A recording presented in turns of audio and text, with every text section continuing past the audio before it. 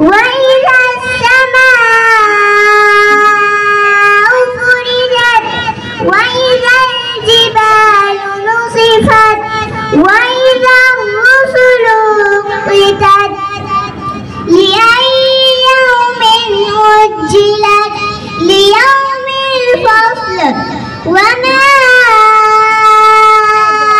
أدراك ما يوم الفصل ويل يومئذ للمكذبين ألم نهلك الأولين ثم نتبعهم الآخرين كذلك نفعل بالمجرمين ويل يومئذ للمكذبين صدق الله العظيم.